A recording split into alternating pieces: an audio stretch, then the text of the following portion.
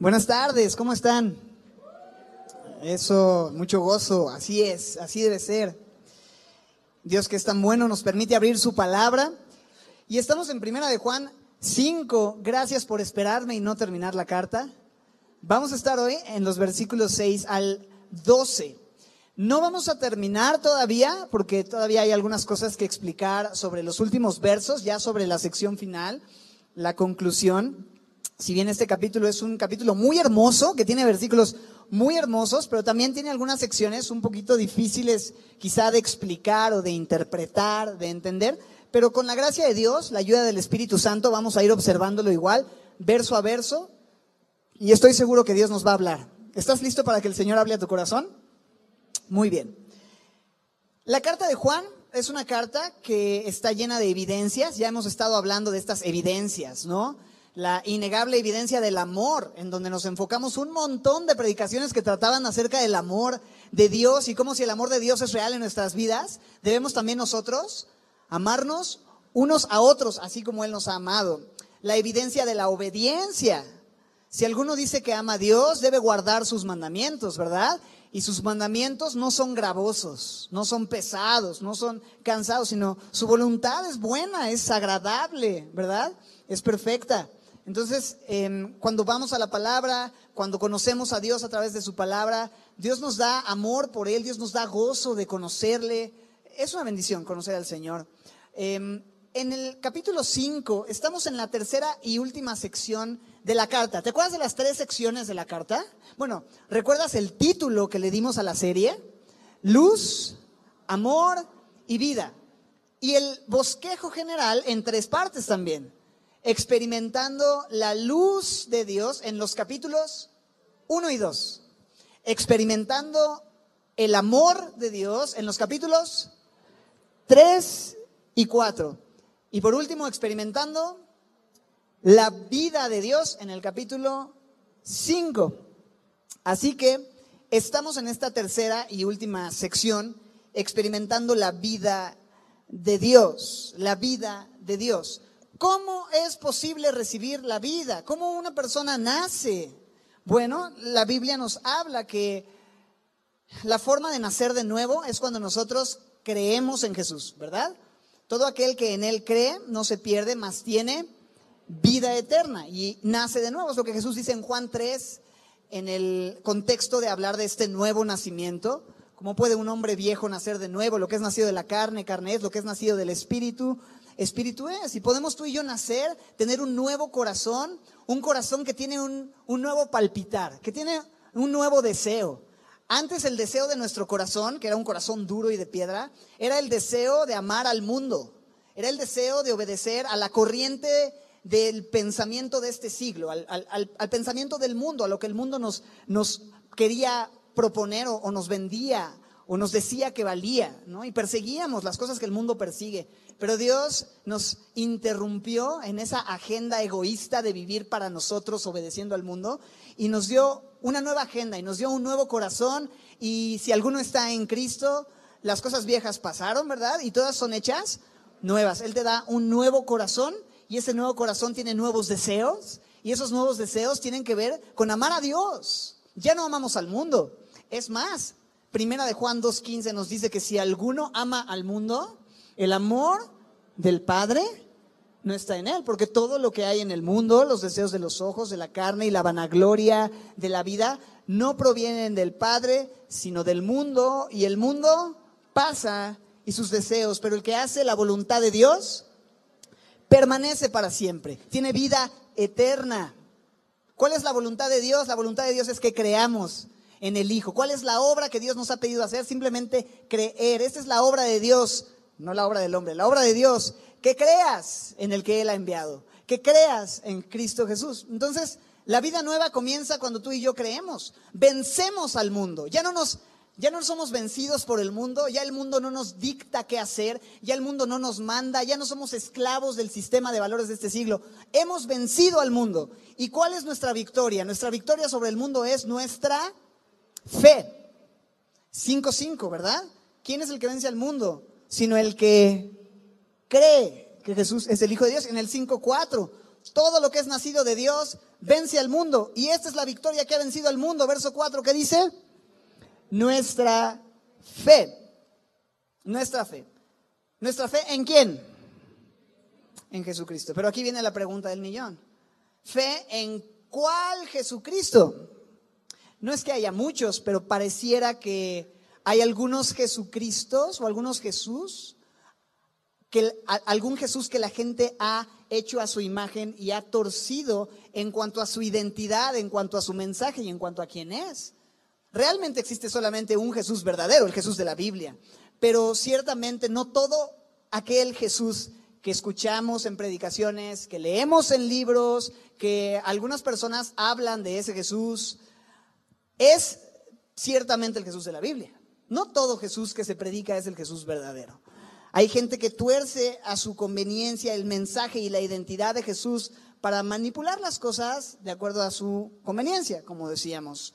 Y si el Jesús en el que tú y yo hemos creído y confiado no es el Jesús de la Biblia, no es el Jesús del que nos habla la palabra de Dios, bueno, pues va a ser muy difícil que tu vida sea transformada realmente y mucho más difícil que puedas ser salvo, porque solamente hay un nombre debajo del cielo en el que podemos ser salvos, ¿verdad?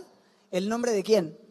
De Jesús. ¿Y cuál Jesús? El de la palabra de Dios, no el Jesús que muchos inventan, no el Jesús que muchos proponen. ¿Vamos bien? ¿Está claro eso? Ok, eso es importante. ¿Quién es el Jesús verdadero? ¿Quién es el Jesús de la Biblia? La enseñanza de hoy, la sección de hoy, nos va a responder esa pregunta. ¿Quién es Jesús? Según el Padre, según los testigos que va a presentar el texto, no los testigos de Jehová, porque esos no tienen la versión correcta de quién es Jesús. Ellos no tienen la versión correcta de quién es Jesús. Pero ¿quién dice la Biblia que es Jesús? ¿Quién dice la Biblia que es Jesús? ¿Por qué no leemos nuestro texto el día de hoy? Y entonces vamos observando quién es Jesús en realidad y por supuesto preguntándonos si es ese el Jesús en el que tú y yo hemos creído. Si ese es el Jesús que conocemos y el que tenemos. Salud. Versículo 6. Este es Jesucristo. ¿Se fijan de dónde viene el tema? ¿No? Ahí está. Este es Jesucristo. Para que no le digan, para que no le cuenten, para que no se me lo chavaqueen. Este es Jesucristo. Dice ahí que vino mediante agua y sangre, no mediante agua solamente, sino mediante agua y sangre. Y el Espíritu es el que da testimonio, porque el Espíritu es la verdad. Voy a leer hasta ahí, aunque vamos a estudiar hasta el verso 12 con la ayuda de Dios. Bien, el verso 6 establece primero que nada con esta frase el tema. Este es Jesucristo. Ahora, después de esta frase, Juan va a empezar a presentar testigos o testimonios que nos muestran quién es Jesucristo, que revelan quién es Jesucristo. Pero no solamente después de esta frase vamos a ver quién es Jesús, sino que esta frase también es una conclusión de lo que acaba de decir. En otras palabras, esta frase tiene un doble sentido, tanto como conclusión de lo que acaba de decir, como introducción a lo que está por desarrollar. ¿Se entiende? ¿Qué es lo que acaba de decir? ¿Cómo funciona esta frase como conclusión? Este es Jesús. Bueno, ¿cuál? El que me acaba de decir. ¿Cuál me acaba de decir? Verso 5, ¿verdad? Es el verso que viene antes del 6, si no me equivoco. ¿Quién es el que vence al mundo sino el que cree que Jesús, ¿qué dice?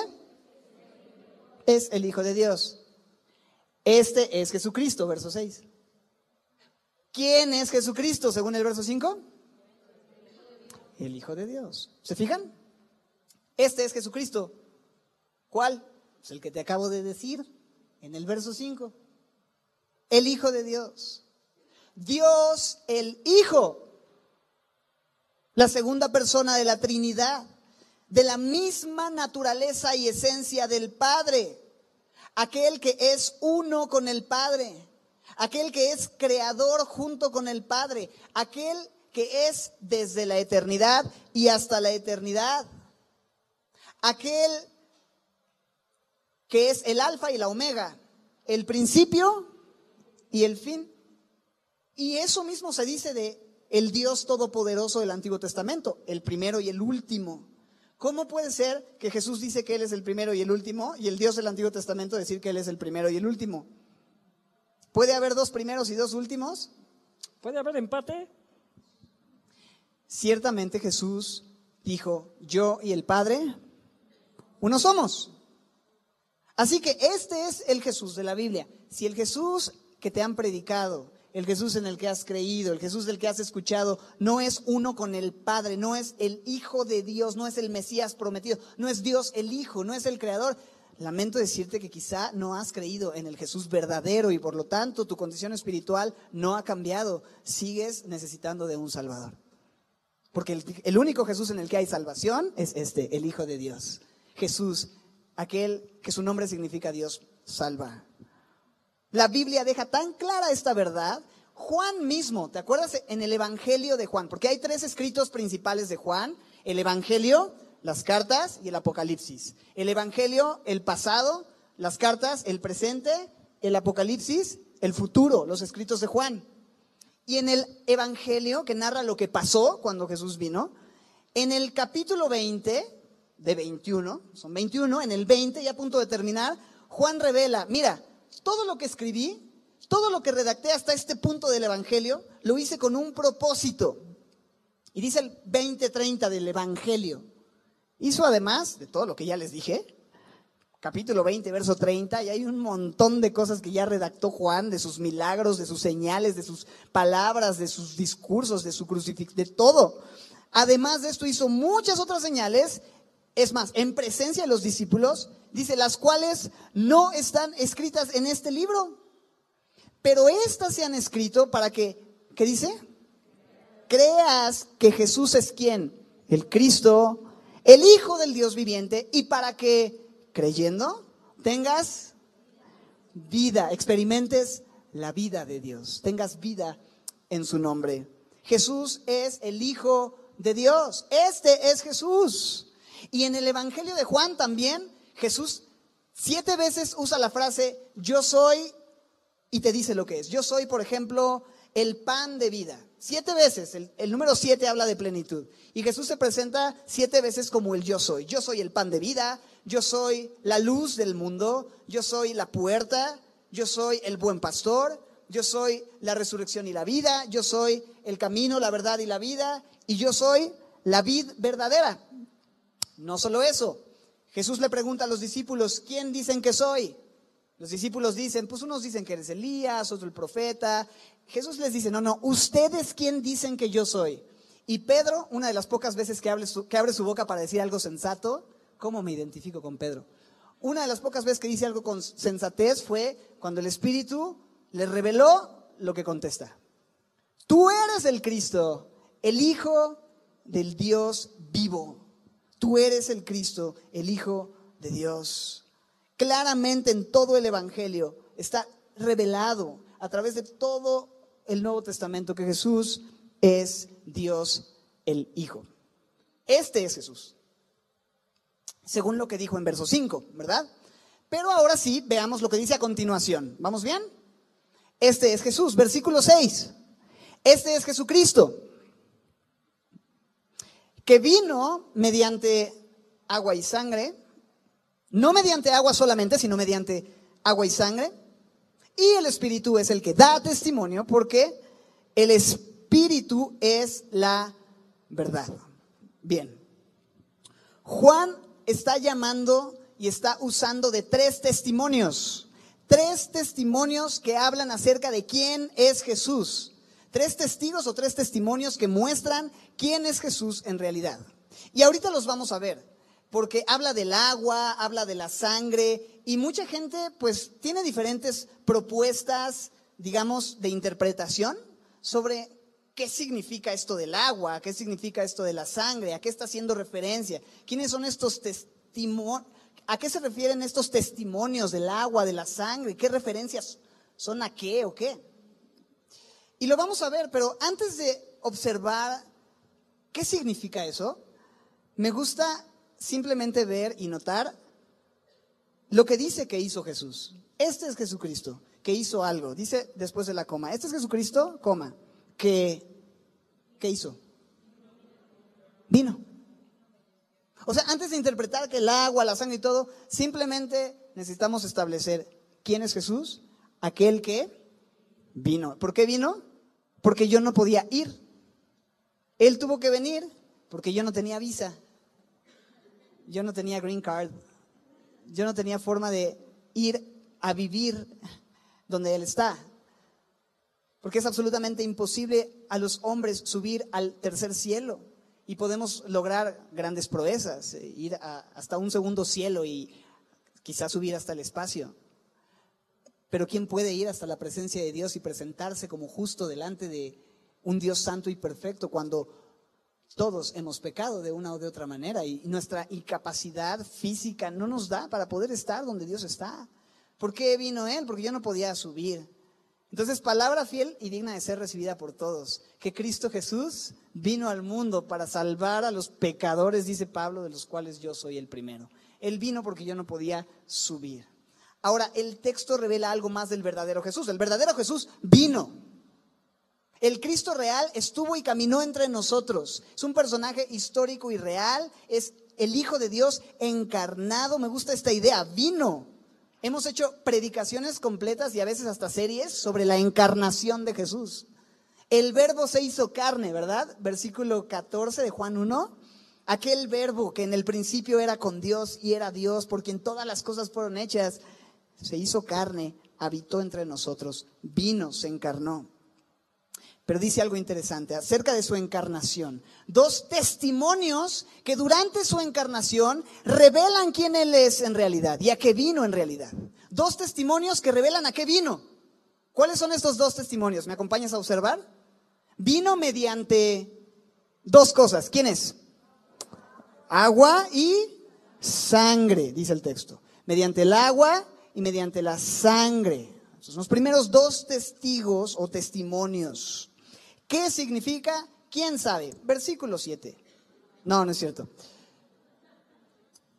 El agua, te decía, hay diferentes propuestas de interpretación y demás, pero me parece muy sensato, no solamente por mi apreciación, sino porque hay muchos maestros de la Biblia, créanme, mucho más entendidos y eruditos que yo, y gente que ha estudiado y que conoce y que sabe, y que los argumentos que presentan tienen bastante lógica a la luz del Nuevo Testamento, que piensan, y coincido con los más pros, en que el agua corresponde a el agua de su bautismo, el agua del bautismo del Señor Jesús.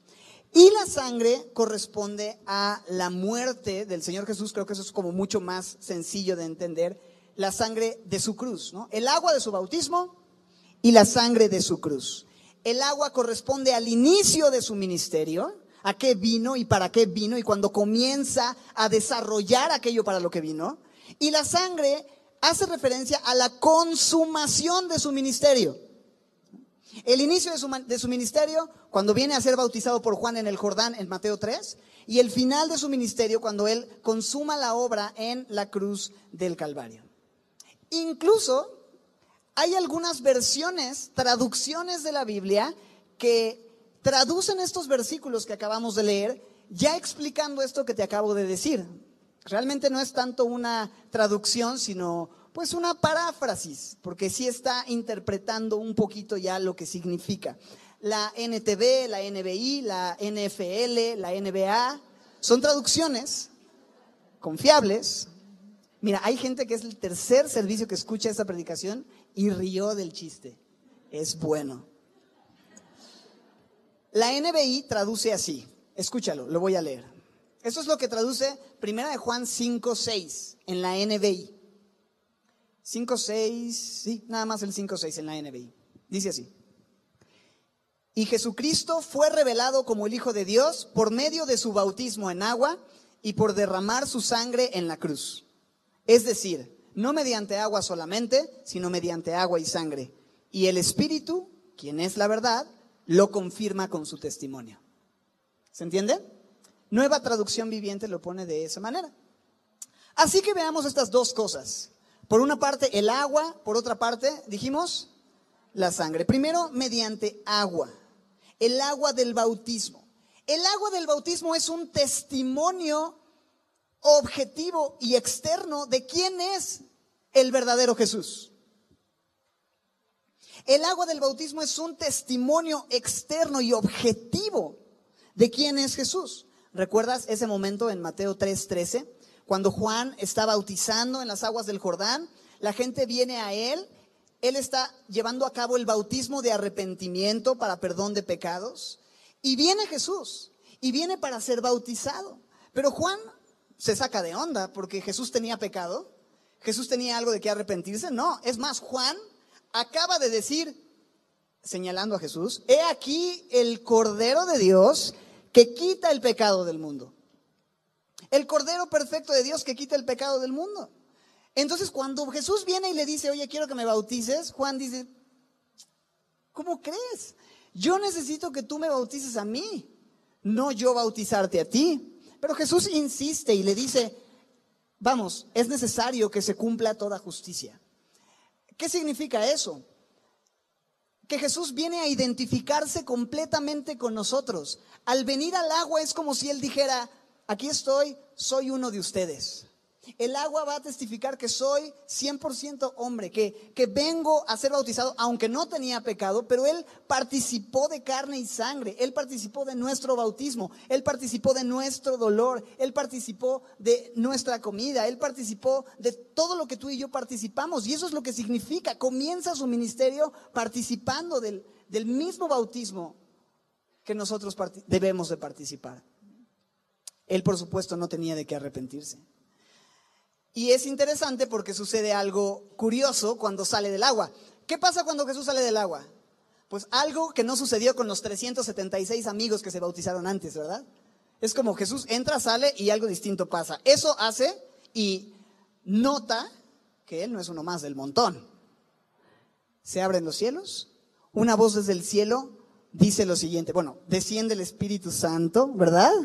Como paloma, y desde el cielo se escucha una voz del Padre diciendo: este es mi Hijo amado en quien tengo complacencia.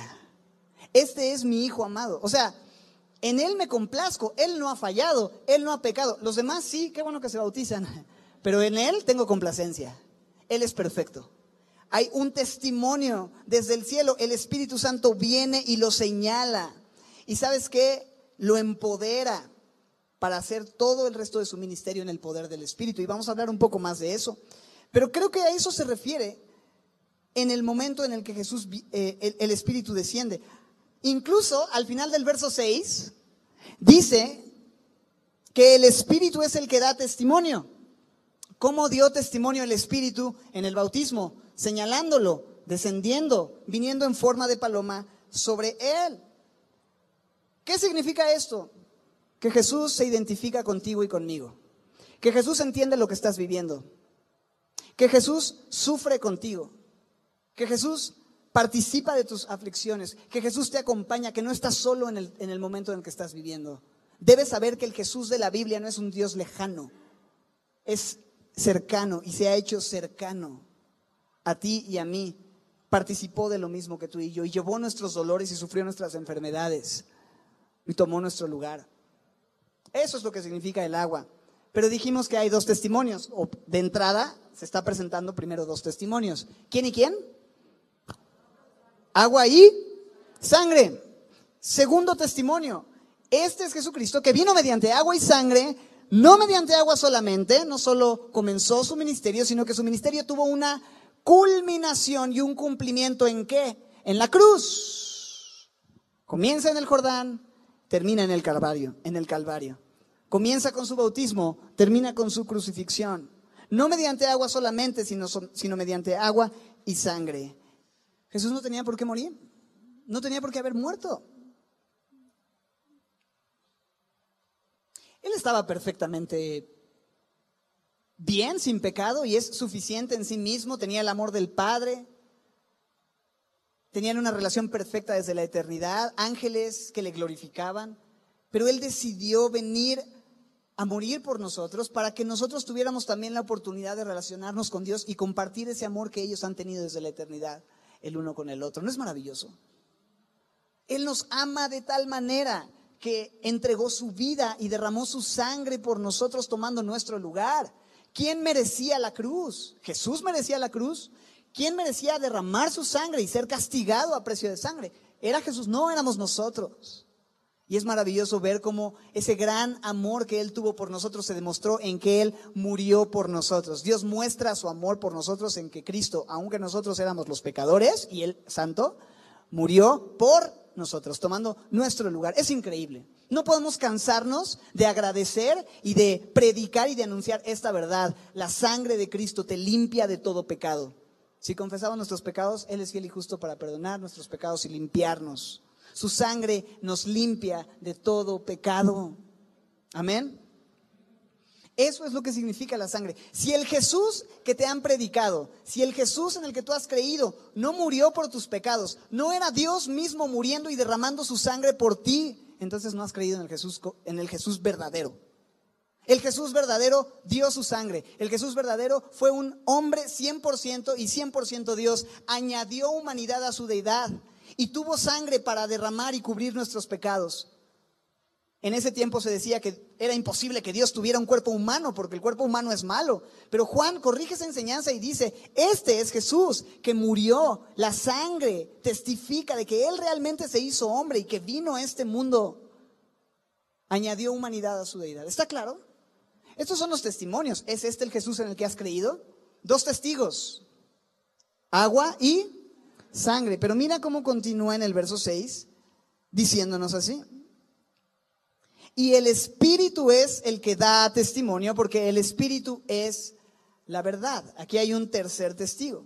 ¿Quién? El Espíritu. Y dice que el Espíritu es la verdad.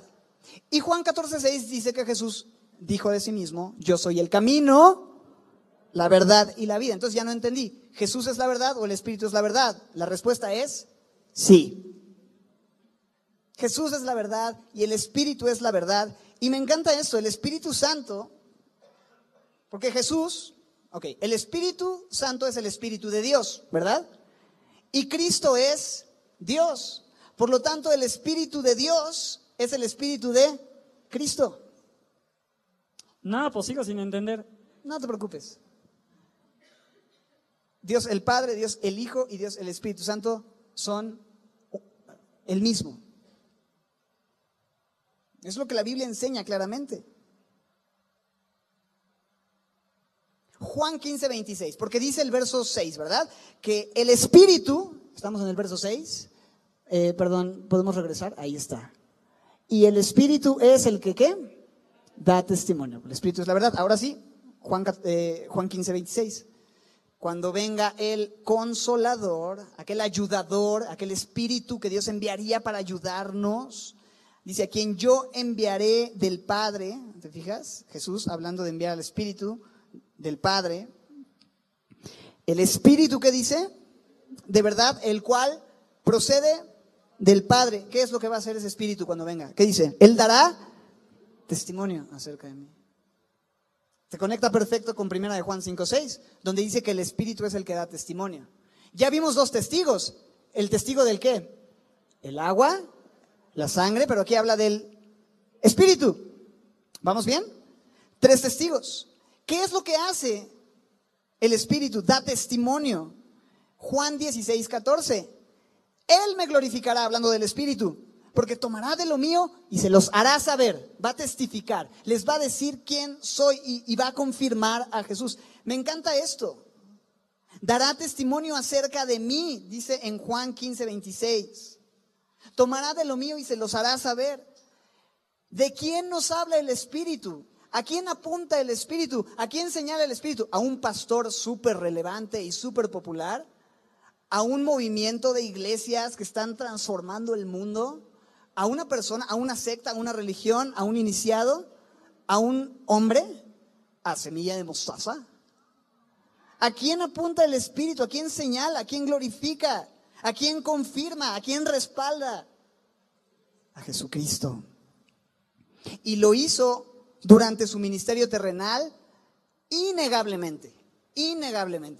Lo hizo en su bautismo y de su bautismo dice que fue llevado en el poder del Espíritu al desierto para ser tentado y pudo vencer la tentación porque estaba en el poder del Espíritu. Jesús, todos los milagros y las obras que realizó, las realizó en el poder del Espíritu Santo. Él dependió del Espíritu Santo para poder llevar a cabo milagros, sanidades, para hablar la palabra con denuedo, para dar palabra de ciencia. ¿Recuerdas esos versículos, esas frases que responde y cosas que habla acerca del corazón de los hombres? El Espíritu es quien capacitó y empoderó a Jesús para vivir todo eso. El Espíritu testifica de Jesús. Todo lo que el Espíritu hizo a través de la vida de Jesús confirma que Jesús es el Hijo de Dios. 3 testigos, ¿verdad? 3 testimonios. El agua, la sangre y el Espíritu. ¿Y sabes qué? El Espíritu Santo no solamente confirmó en ese momento a Jesús, sino que el día de hoy sigue testificando de Jesús, sigue convenciéndote a ti. El trabajo del Espíritu hoy es hacerte saber, hey, este es Jesús, que vino para identificarse contigo, que siendo en forma de Dios, vino al mundo y murió por tus pecados, que solamente Él es tu refugio, que solamente Él es tu esperanza, que solamente Él es tu salvación. ¿Has sentido en tu corazón el convencimiento en algún momento de estas verdades? ¿Sabes quién te convence? No el pastor que está hablando, no el evangelista, no el predicador, no tu abuela, no tu mami, no tu cuñada, no tu amigo, no tu compañero del trabajo. Es el Espíritu Santo confirmando y testificando a Cristo, porque nadie puede llamar a Jesús Señor y ver a Jesús y decir, Él es el Señor. Nadie puede llamar a Jesús Señor si no es por el Espíritu Santo. Si tú tienes ese convencimiento es porque has creído al testimonio de Dios a través del Espíritu Santo. Y los testimonios del agua, de la sangre, del Espíritu son innegables. Y qué bueno es que puedas hoy creer al testimonio del Espíritu. Ahora, observa lo que sigue diciendo. Vamos a saltarnos el verso 7 y vamos al verso 8. Y 3 son los que dan testimonio en la tierra. ¿Te fijas? 3 son los que dan testimonio. Hay 3 testigos. Está concluyendo lo que nos acaba de decir en el verso 6, ¿verdad? 3 son los que dan testimonio. ¿Quiénes son? El Espíritu, el agua y la sangre. ¿Y qué dice? Y estos 3 concuerdan. No sincuerdan, concuerdan. O sea que amarra todo muy bien. No, malísimo, ok.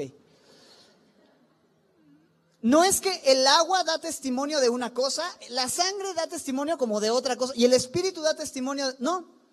Los 3 dan testimonio de lo mismo. El testimonio que presenta el agua, la sangre y el Espíritu es el siguiente. Dios se hizo hombre, vino a identificarse contigo, pagó el precio de tus pecados y solamente aquel que tiene al Hijo tiene la vida.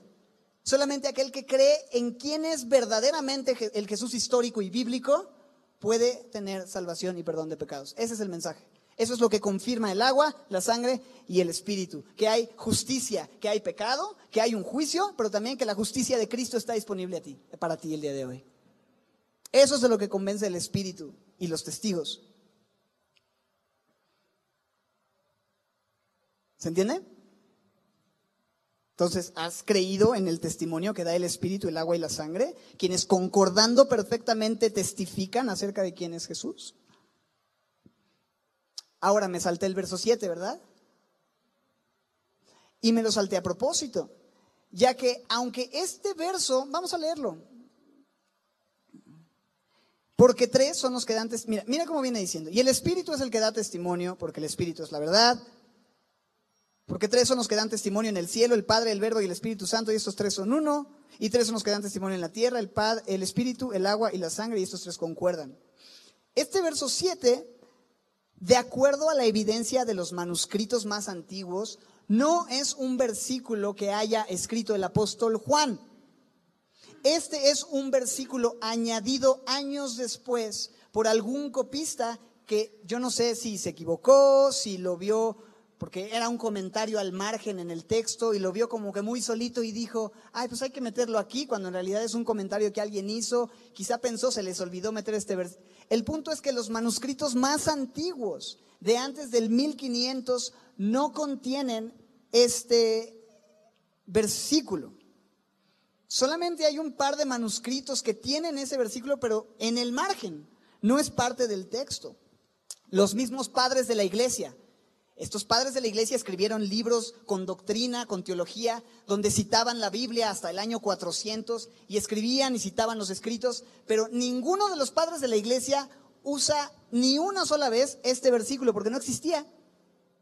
Usan primera de Juan 4:6, usan primera de Juan 5:6, usan primera de Juan 5:8, pero nadie usa primera de Juan 5:7, porque de alguna forma alguien lo añadió. Y si te das cuenta, en la lectura del texto, realmente interrumpe la idea de lo que está diciendo. Estamos hablando de 3 testigos en la tierra, ¿verdad?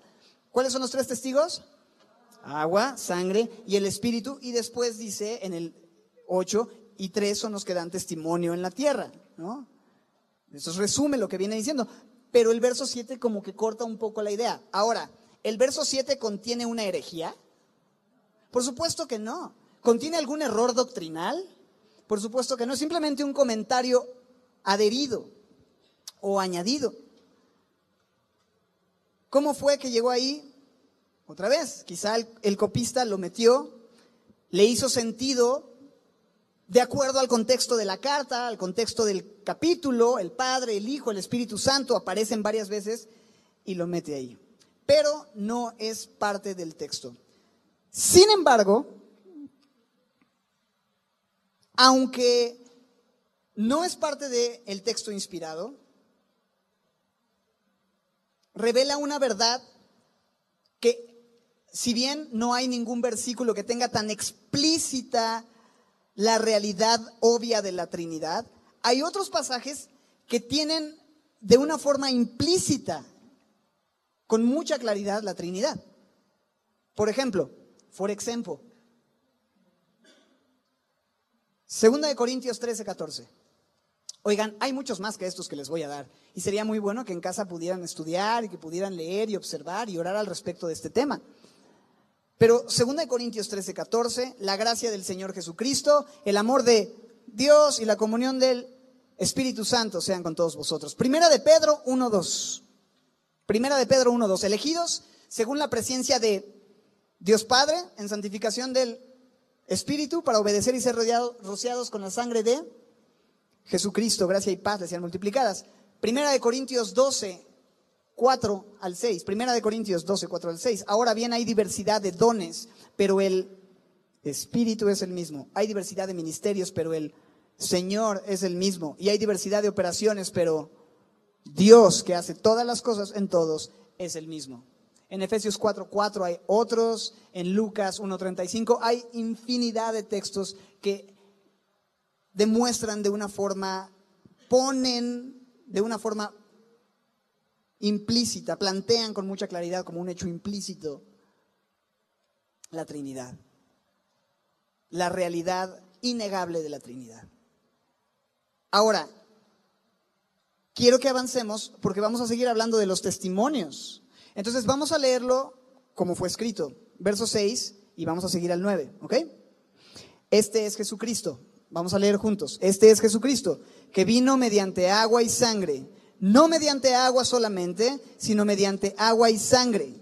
Y el Espíritu es el que da testimonio, porque el Espíritu es la verdad. Y 3 son los que dan testimonio en la tierra: el Espíritu, el agua y la sangre. Y estos 3 concuerdan. Verso 9. Si recibimos el testimonio de los hombres, mayor es el testimonio de Dios, porque este es el testimonio con que Dios ha testificado acerca de su Hijo. Bien. Ya tenemos 3 testimonios, pero ahora viene un cuarto que ya es abrumador y poderosísimo. ¿El testimonio de quién? De Dios mismo. Tan importante como el testimonio del Espíritu, porque son Dios, pero aquí ya lo pone Juan así claramente. Pero me gusta que apela a un argumento. Antes de hablar del testimonio de Dios, apela a un argumento muy sensato, muy sencillo. ¿Qué dice en el verso 9? Si recibimos el testimonio de los hombres, mayor es el testimonio de Dios. O sea, si tú le crees a tu vecino, no, vas a ver, ya de verdad que ya no voy a estacionar el carro en tu entrada la próxima vez. Mis visitas los voy a mandar aquí a Mundo E y que caminen. Siguiente domingo, ¡tuc! vecino. No, pues no entiende con la sana doctrina. Rayón, falso maestro, ¿no? Falsa doctrina. Recibimos el testimonio. Sí voy, brother, ahí nos vemos, seguro que sí vas a ver. ¿Qué te llevo? No, pues el carbón. Tuvo que ser bisteces asados así en la parrilla porque nomás no hubo carbón. Y creemos fácilmente a lo que la gente nos dice. ¿Y cuántas veces no nos hemos metido en problemas justamente por creer el testimonio de los hombres? Y a veces no nos queda de otra, ¿no? Creer el testimonio de los hombres. Bueno, Dios no es hombre para que mienta, ni hijo de hombre para que se arrepienta. Lo que Él dijo, lo hará. Lo que Él dijo que hizo, lo hizo. Lo que Él dijo que va a hacer, lo va a hacer.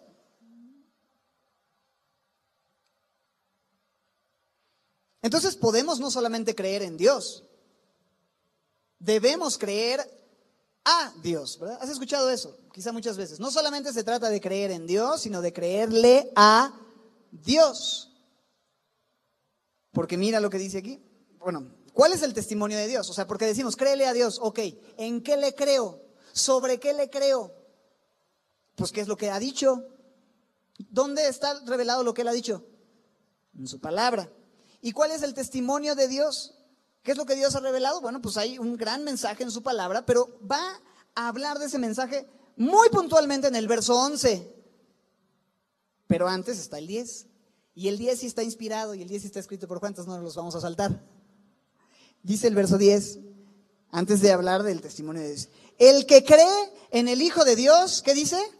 Tiene el testimonio en sí mismo. ¿Cuál testimonio? Pues el testimonio de Dios. Si tú crees en el Hijo de Dios, si tú crees que Jesús es el Hijo de Dios, si tú crees el testimonio que Dios ha dado acerca del Hijo, ok, tienes el testimonio en ti mismo, quiere decir que tú crees que Dios ha dicho la verdad.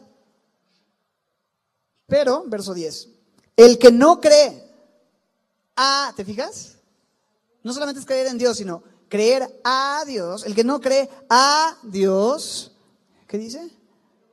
Le ha hecho mentiroso. ¿Por qué le he dicho, oye, qué duro eres, bro? ¿Por qué?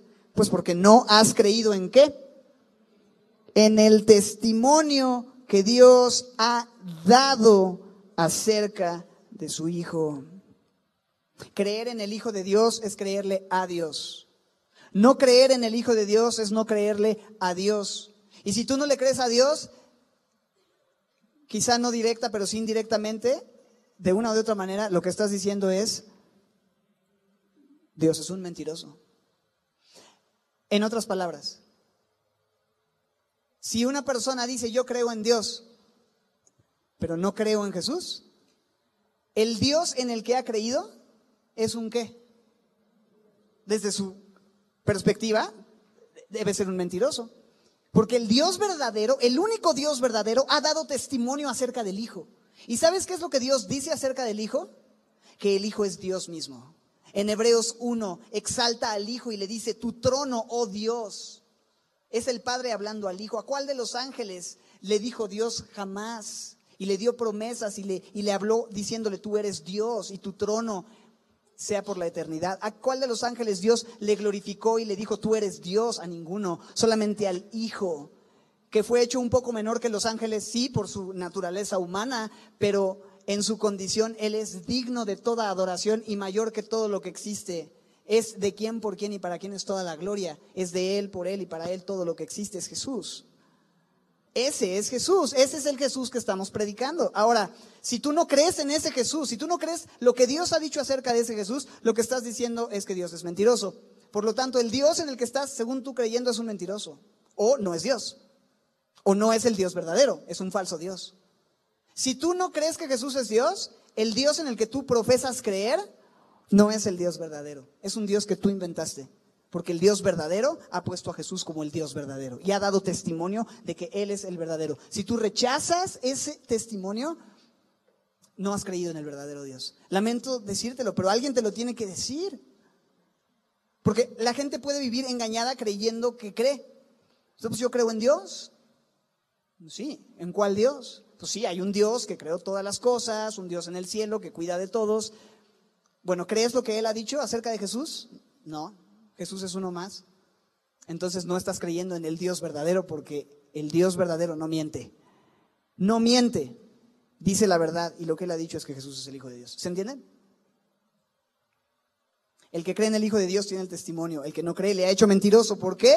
No ha creído en el testimonio, ojo, que Dios ha dado de su Hijo. No que la religión, no que el clero ha dado de su Hijo, no que los hombres han dado de su Hijo. El testimonio que ¿quién? ¿Qué dice el texto? ¿Qué dice la palabra? El testimonio que Dios ha dado acerca de su Hijo. Ahora, ¿quieres saber cuál es ese testimonio? Este es el testimonio, verso 11. Esto es increíble. Y este es el testimonio, que Dios nos ha dado vida eterna y esta vida está en su Hijo. Ok, esto es lo que Dios ha dicho. ¿Quieres saber lo que Dios ha dicho? Aquí está revelado lo que Dios ha dicho, lo que Dios ha establecido. Este es el mensaje de Dios, el testimonio de Dios.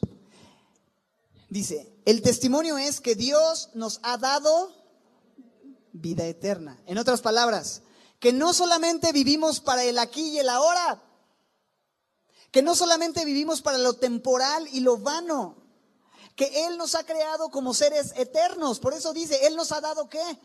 Vida eterna. Él ha puesto eternidad en el corazón de los hombres. Eclesiastés 3:11. Nos creó como seres eternos. Y podemos pasar la eternidad de dos maneras. En vida eterna, que es lo que Dios ha dado y busca que tengamos. O, ¿sabes cuál es la alternativa? Si no es vida eterna, ¿qué crees que es? Muerte eterna. ¿Y sabes qué necesitas para vivir la muerte? O sea, para vivir eternamente muerto, por decirlo de cierta manera, para pasar tu eternidad en muerte.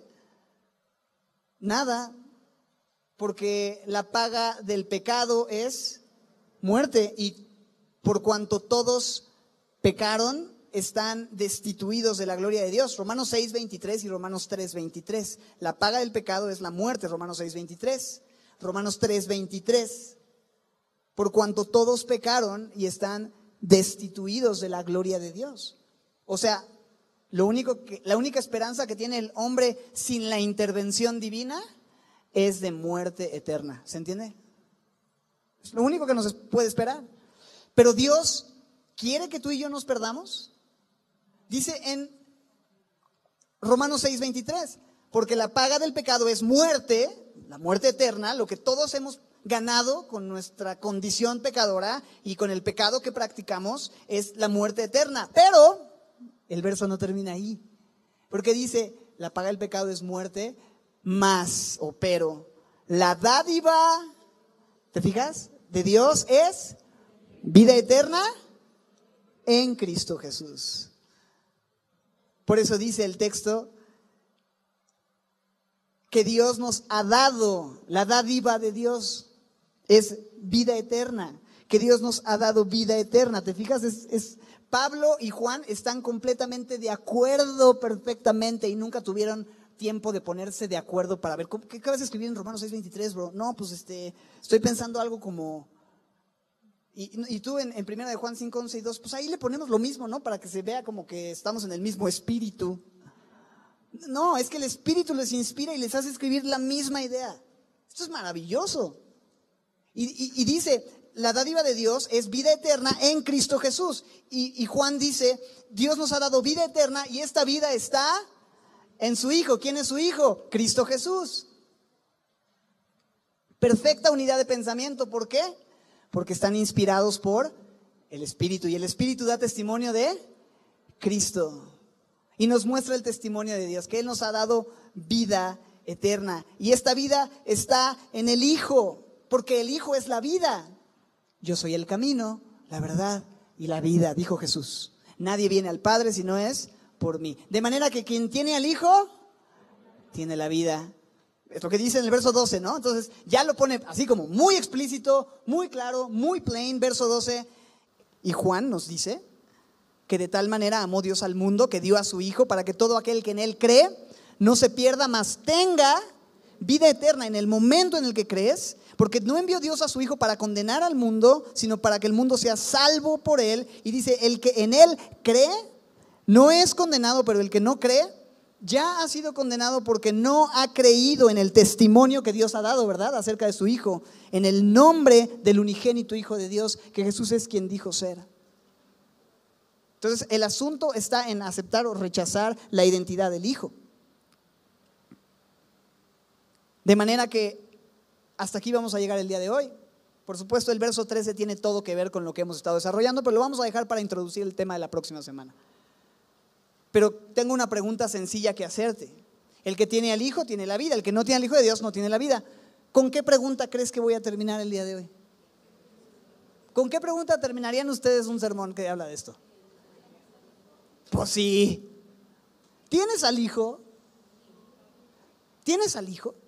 O sea, y pregúntatelo a ti. ¿Tengo al Hijo? ¿Tengo al Hijo?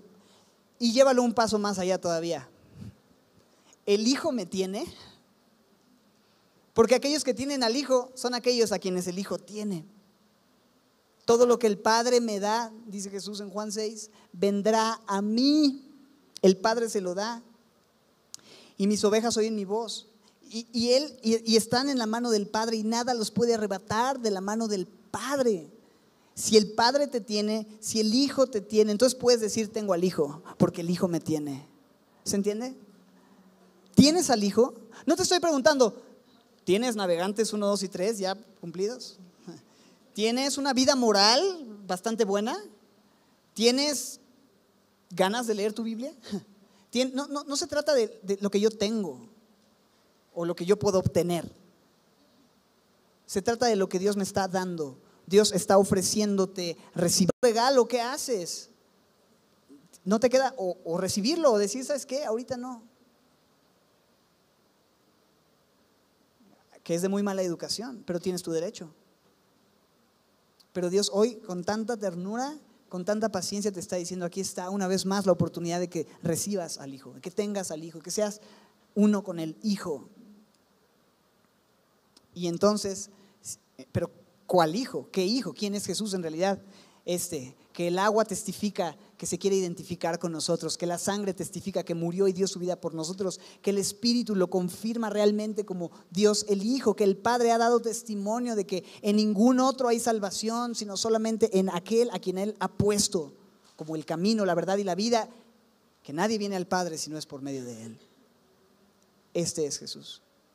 ¿Quién es Jesús? Este es Jesús.